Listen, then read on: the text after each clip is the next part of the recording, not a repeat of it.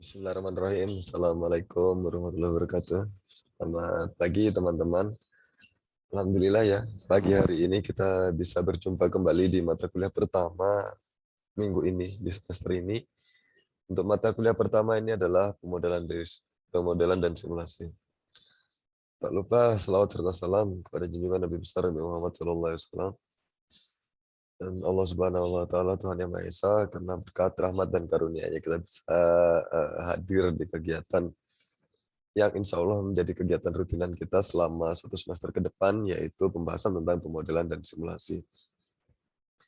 Di pertemuan pertama, di minggu pertama ini, Senin 14 Februari, ini kita akan membahas tentang RPS dan RTM mata kuliah ini, karena ini adalah pertemuan pertama, gitu ya. Dan untuk sesi perkenalan, perkenalkan nama saya, apabila ada yang belum kenal, saya Arya Aranta, salah satu dosen di Prodi PSTI, dan untuk kebidanan saya berada di Lab 1, Lab Sistem Cerdas. Ya, jadi untuk pengantar mata kuliah pemodelan dan simulasi ini ada beberapa tujuan begitu ya, yang nantinya insya Allah akan teman-teman dapatkan setelah menyelesaikan mata kuliah ini.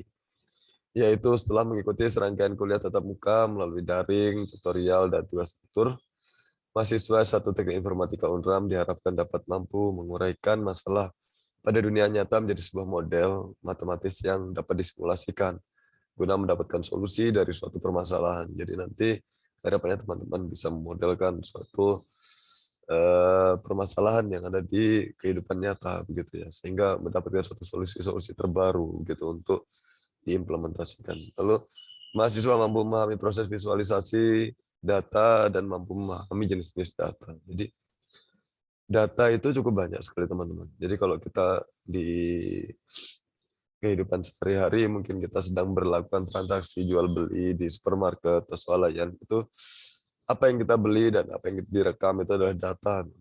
Nah, data itu kalau di supermarket mungkin untuk bukti pembayaran gitu ya. Tapi kalau itu dikumpulkan berhari-hari, berbulan-bulan, bertahun-tahun, itu nanti bisa menjadi sesuatu yang memiliki manfaat lain di balik bukan hanya sekedar pencatatan saja, tapi lebih dari itu, bisa menjadi forecasting, prediksi stok, analisis penjualan, dan penentuan promo terbaik, dan lain sebagainya. Lalu berikutnya, mahasiswa mampu menggunakan algoritma pengolahan data yang bertujuan untuk menghasilkan suatu luaran yang bermanfaat dari sebuah data dalam bentuk simulasi. Metode-metode pengolahan data yang teman-teman ketahui mungkin sudah sangat banyak. Ada KNN, ada CNN, gitu ya, klasifikasi, ada backpropagation, neural network, dan lain sebagainya. Nah, ini adalah beberapa metode-metode algoritma yang pernah kita pelajari atau pernah kita dengar. Gitu ya. Nah, ini harapannya nanti di mata kuliah ini, setelah teman-teman mencoba analisis project, mengetahui jenis data, teman-teman akan dikenalkan dengan metode yang digunakan untuk proses simulasi dan analisis data. Sehingga nanti teman-teman dapat menggunakan algoritma tersebut gitu ya, untuk melakukan pengolahan data. Nah, sekarang kita masuk ke rencana pembelajaran semester, di mana di rencana pembelajaran semester di sini kita akan membahas gitu ya, seluruh semester ke depan itu kita akan membahas apa saja. Nah, di sini untuk RPS-nya sendiri begitu ya, kalau kita membeli makanan gitu ya, suatu produk snack gitu, biasanya ada komposisinya gitu ya. Mata kuliah ini pun ada komposisinya teman-teman. Jadi selain ya tadi ya ada capaian pembelajaran gitu ya, ini ada beberapa detail informasi. Yang pertama, mata kuliah ini adalah mata kuliah semester 6. Mata kuliah ini terdiri dari 3 SKS gitu ya, dan untuk dosen pengampunya kelas A itu ada Dr. Aryo Wisodo dan saya Ria Ranta untuk kelas B. Nah, untuk referensi yang digunakan di sini ada 3 teman-teman. Untuk referensi utama nanti bisa dicoba dibuka-buka ya. Yang pertama adalah Peng Rogers untuk programming untuk data science, lalu ada Kobakov ini untuk data visualisasi, dan Lau Averil ini untuk silabus dari pemodelan dan simulasi. Untuk kehadiran di mata kuliah ini diharapkan 75% teman-teman, dan untuk perkuliahan ini bertipe blended gitu ya, dikarenakan minggu ini sampai minggu depan kemungkinan ada penerapan perkuliahan daring, insya Allah untuk perkuliahan belajar akan dilakukan di minggu ketiga.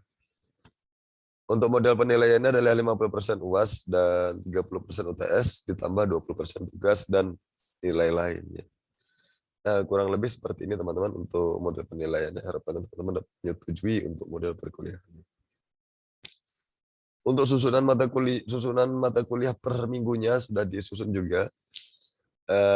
Teman-teman silakan mencoba membaca untuk di masing-masing pertemuan per minggunya, yang kita mulai dari minggu pertama itu kita membahas tentang pengantar kontrak kuliah dan pembahasan terkait proses instalasi dari perangkat tambahan kita yaitu aplikasi AR.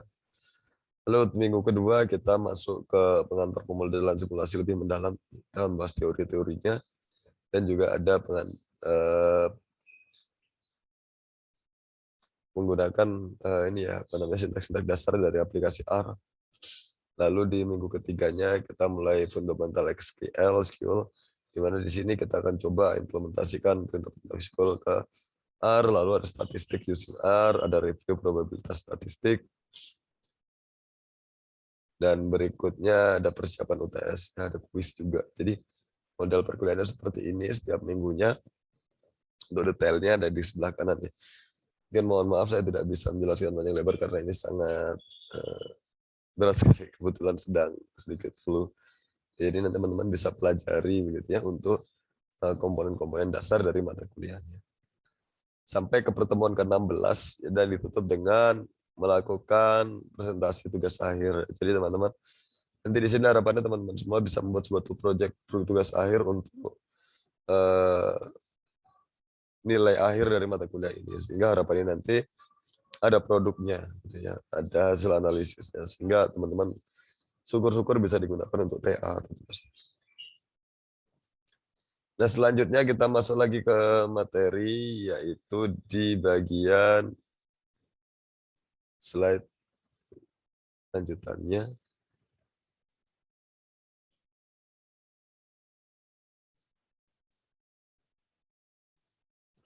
Jadi setelah pembelajaran RPS, kita masuk ke RTM-nya. Untuk RTM sendiri, ini juga tidak terlalu jauh berbeda, teman-teman. Jadi untuk RTM sendiri ini lebih ke capaian secara umum gitu ya.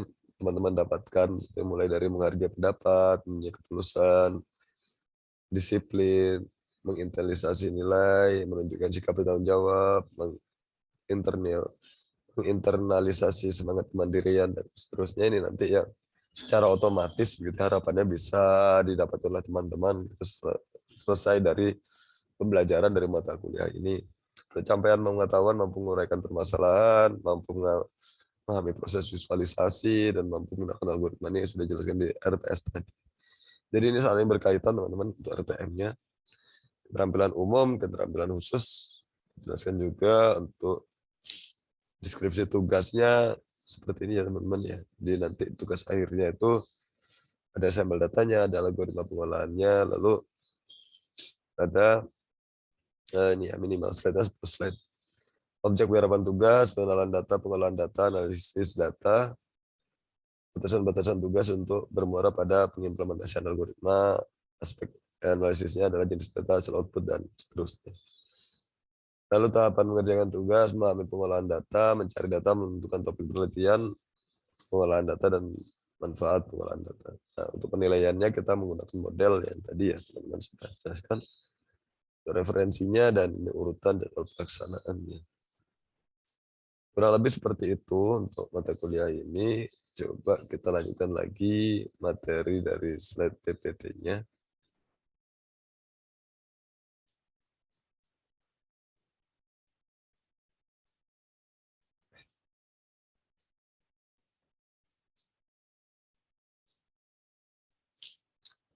Ya teman-teman semua, untuk mata kuliah ini ya, jadi untuk grup diskusinya kita menggunakan Telegram teman-teman. Alhamdulillah teman-teman sudah bergabung. Untuk rekaman ulang perkuliahan terdapat di LMS Belajar dan YouTube. Lalu untuk software tambahan kita menggunakan RStudio. Kurang lebih seperti itu. Lalu Tahapan berikutnya adalah instalasi RStudio, di mana RStudio ini kita ketahui adalah pemrogram perangkat lunak yang dibuat oleh Ross IHK dan Robert Gentleman yang berlokasi di Auckland, Selandia Baru. Lalu bahasa pemrograman R kini menjadi standar de facto di antara statistikawan untuk pengembangan perangkat lunak dan statistik data. Ya, jadi untuk R sendiri ini untuk pemrograman linear, non-linear, statistik, analisis dari waktu dan klasifikasi, klasterisasi dan sebagainya.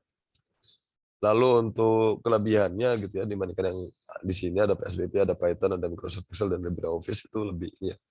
Sebenarnya dia di kategori suatu software developer ya. Untuk RStudio ini sama mirip dengan Python gitu ya. Jadi dia adalah dikembangkan oleh komunitas sehingga library-nya pun sangat banyak. Lalu kalau kita menggunakan yang seperti PSBP, Microsoft Excel memang ada sih pengolahan statistiknya, tapi yang pertama mereka berbayar, yang kedua memang untuk ininya ya apa namanya keluasan dari programnya saya rasa lebih luas untuk di R sendiri karena R ini sangat luas sekali modelnya seperti Anaconda dan Jupyter atau Spider. Kurang lebih seperti itu. Lalu untuk tahapan instalisasi teman-teman bisa install yang pertama adalah install CRAN. Lalu yang kedua adalah download software RStudio. Nah ini kurang lebih seperti ini, di-download saja. Kalau yang kerennya di sini, ini di-download. Setelah berhasil mendownload, lakukan instalisasi tanpa melakukan perubahan, klik next atau yes gitu aja. Lalu untuk tampilan link kedua ya seperti ini ya. Klik di sini nanti tinggal di-download next dan yes saja. Lalu kalau sudah berhasil seperti ini silakan klik. Ketikkan perintah berikut hello world seperti ini berarti hasil tampilannya sudah berhasil. Dan kurang lebih seperti itu materi kita pagi hari ini. Kurang lebihnya mohon maaf. Wassalamualaikum warahmatullahi wabarakatuh. Sampai berjumpa di kelas berikutnya.